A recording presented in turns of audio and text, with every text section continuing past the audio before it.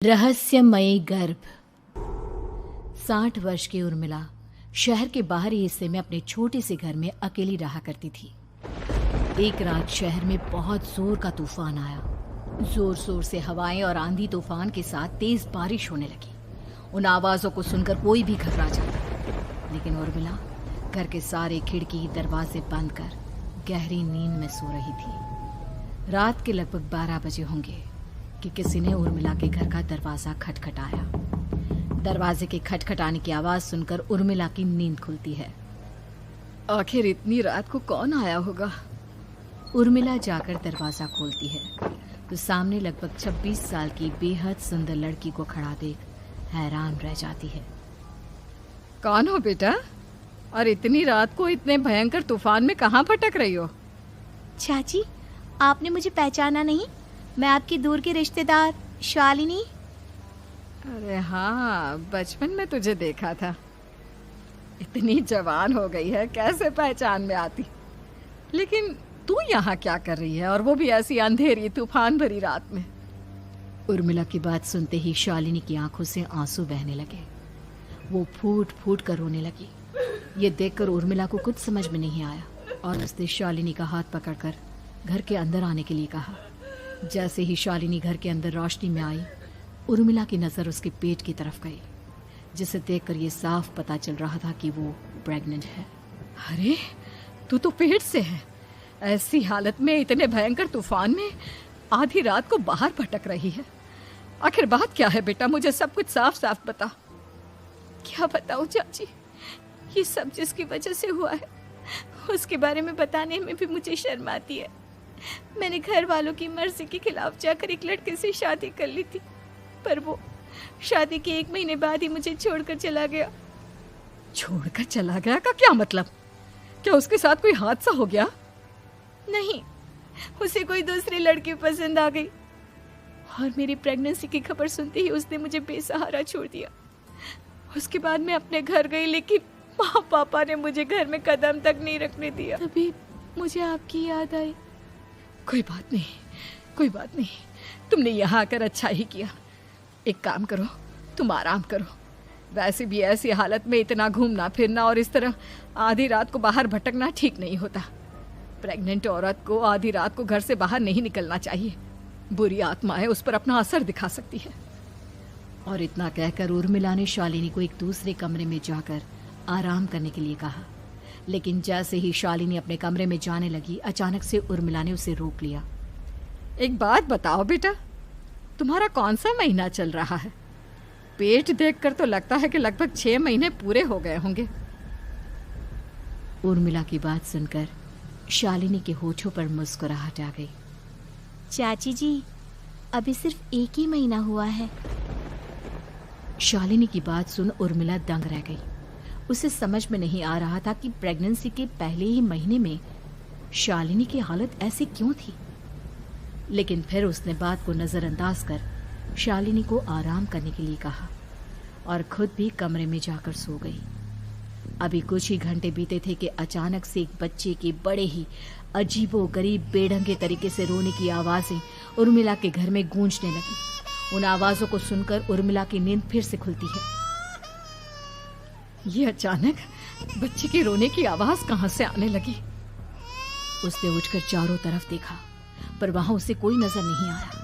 उर्मिला घबराते हुए शालिनी के कमरे में गई तो वहां उसे कमरे की दीवार पर एक बेहद खौफनाक साया नजर आया, जिसे देखकर उर्मिला बुरी तरह से घबरा गई। आखिर ये सब क्या हो रहा है? शालिनी, शालिनी उठो! उसने जोर जोर से आवाज देकर शालिनी को जगाने की कोशिश की, लेकिन ऐसा लग रहा था जैसे उसकी आवाज शालिनी तक पहुंच ही नहीं रही थी।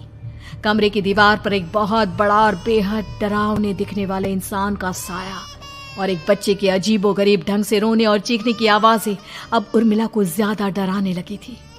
उर्मिला को शालिनी की चिंता सताने लगी और उसने पूरी ताकत के साथ चीखकर शालिनी को आवाज लगाई, शालिनी!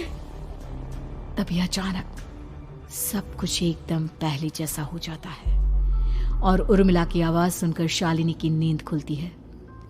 क्या हुआ चाची, आप इतनी तेज क्यों चिल्ला रही हैं? अब ठीक तो है ना?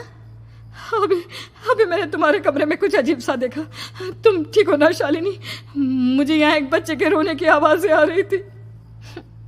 लगता है आपको मेरी कुछ ज़्यादा ही चिंता हो गई है। आपने मेरी प्रेगनेंसी के बारे में कुछ ज़्यादा ही सोच लिया होगा। मैं एकदम ठीक हूँ, आप आराम से सो जाइए। इतना कहकर शालिनी ने उर्मिला को फिर से अपने कमरे में जाने के लिए कहा और खुद भी जाकर सो गई। पर अब उर्मिला की आंखों से नींद गायब हो चुकी थी। अगली सुबह जब शालिनी उठी तो वो सीधा उर्मिला के पास आई। गुड मॉर्निंग चाची।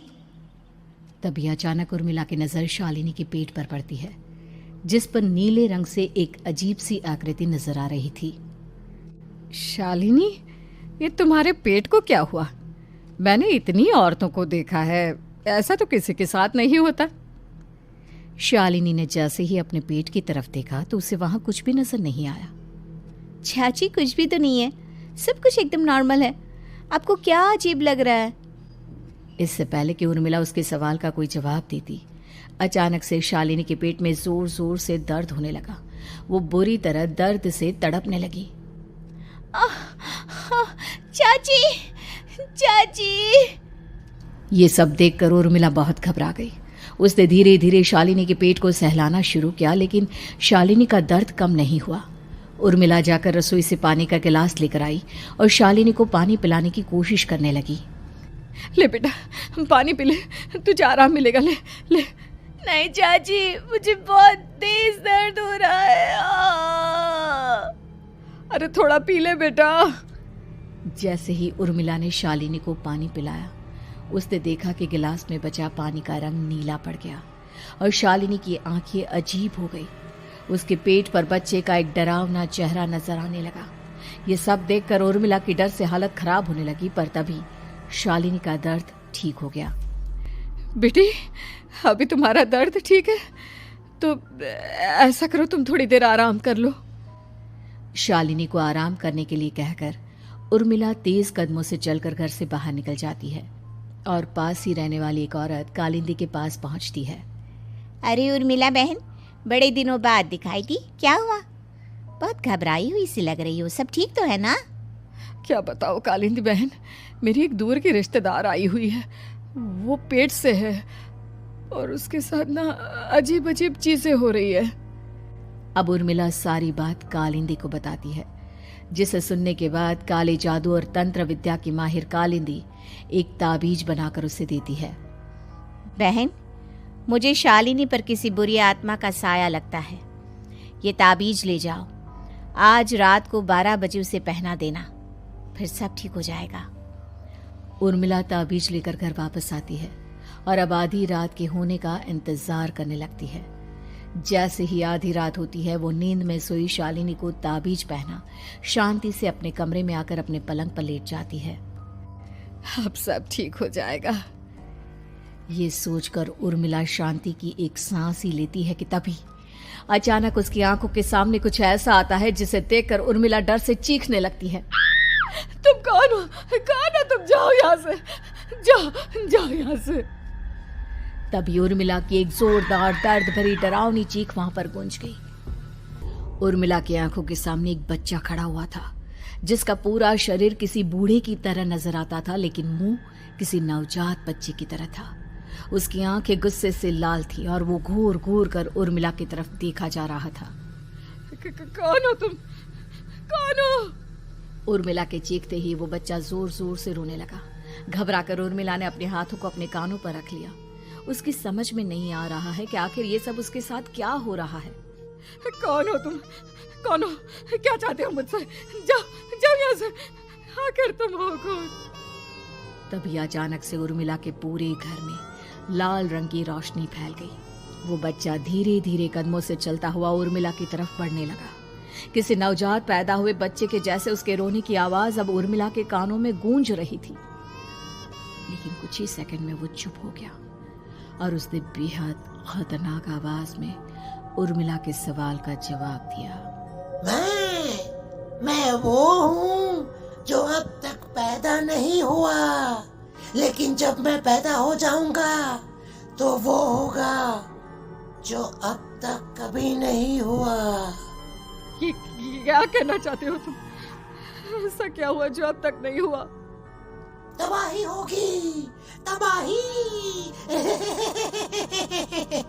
सब कुछ खत्म हो जाएगा और ये जो लड़की मुझे जन्म देने वाली है, मैं उसका खून पी जाऊंगा, सारा खून।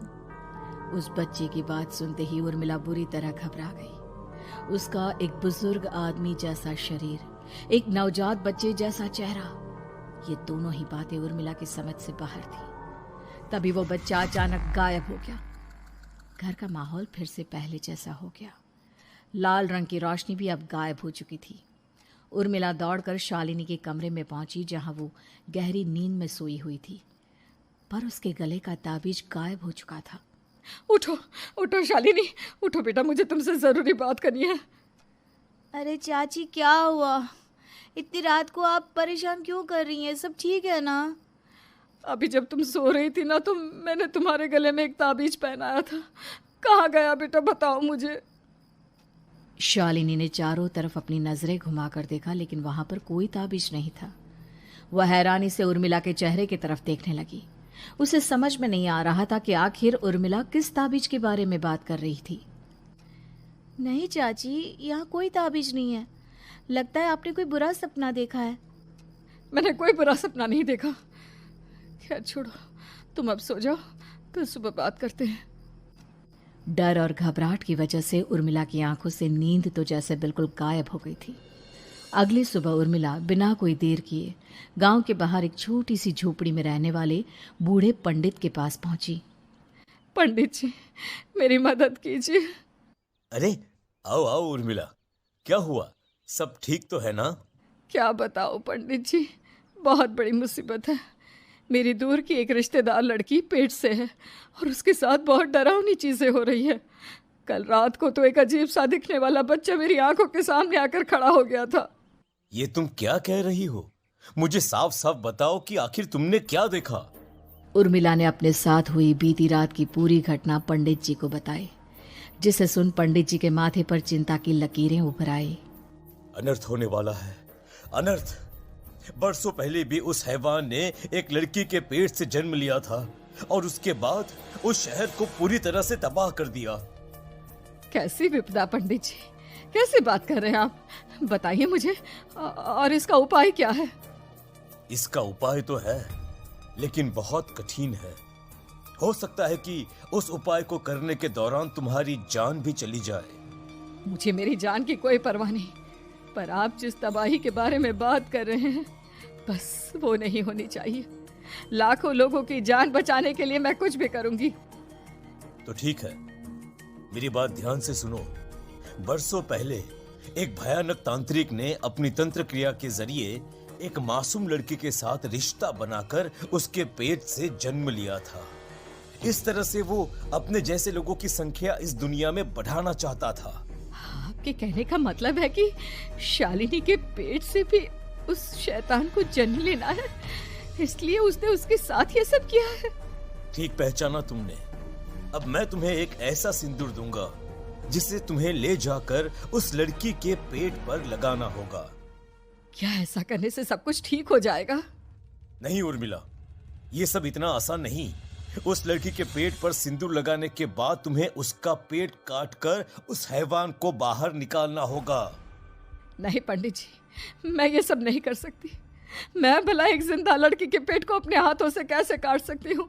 अगर तुमने ऐसा नहीं किया तो कुछ ही दिनों में वो हैवान उस लड़की के शरीर से जन्म लेगा और उसके शरीर के सारे खून को पीकर अपनी ताकत को बढ़ाएगा। उसके बाद वो धीरे धीरे इस पूरे शहर को तबाह कर देगा। यहाँ पर कोई जिंदा नहीं बचेगा। लेकिन अगर मैं उसके पेट को काट दूंगी तो क्या वो जिंदा बच पाएगी? अगर शालिनी को कुछ हो गया तो, अगर उसकी मृत्यु हो गई तो?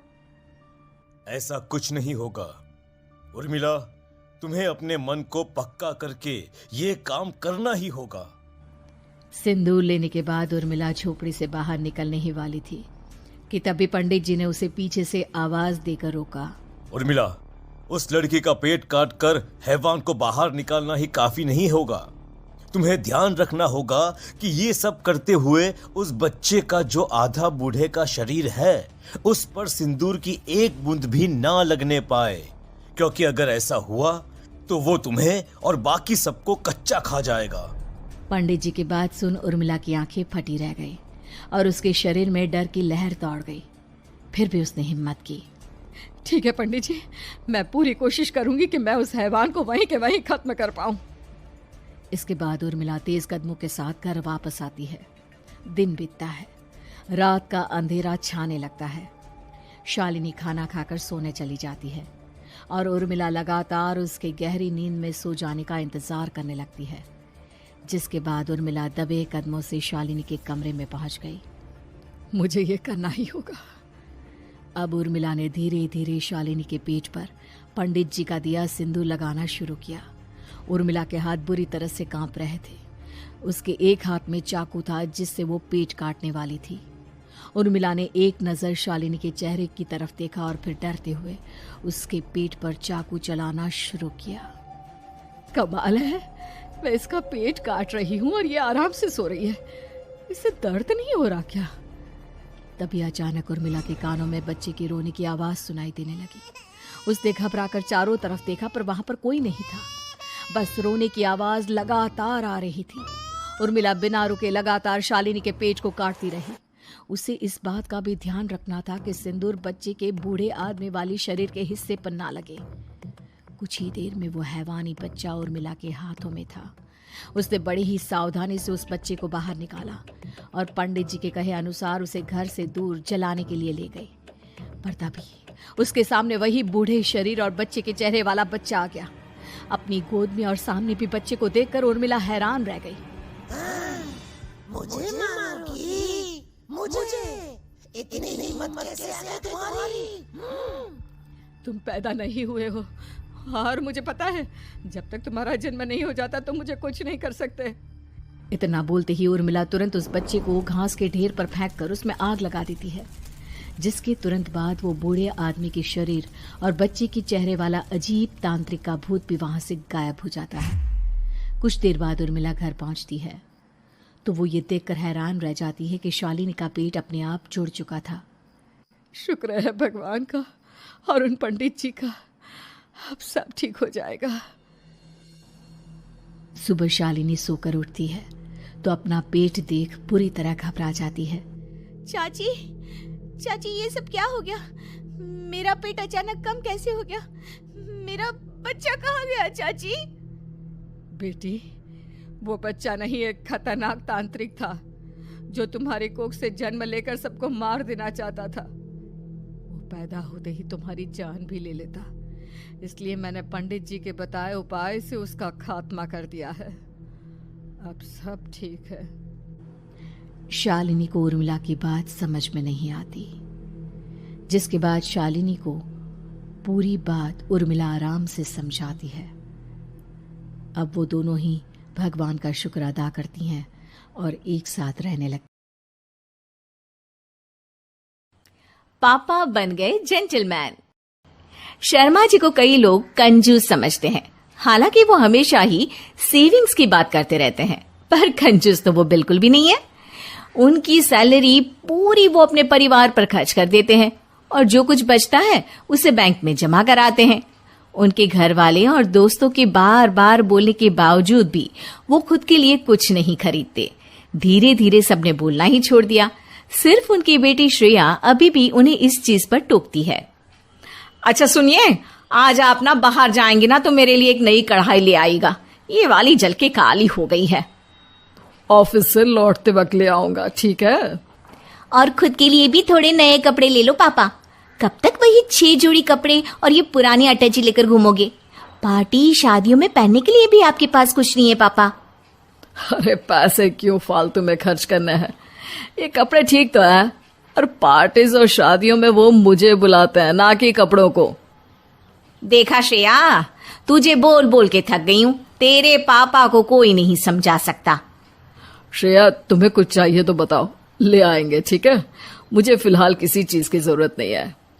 श्रेया की बहुत कोशिश करने के बावजूद भी शर्मा जी को वो समझा नहीं पाती। पर वो हार मानने वालों में से नहीं है। उसको समझ में नहीं आता कि क्या किया जा सकता है और वो इस बारे में अपने दोस्तों से बात करती है।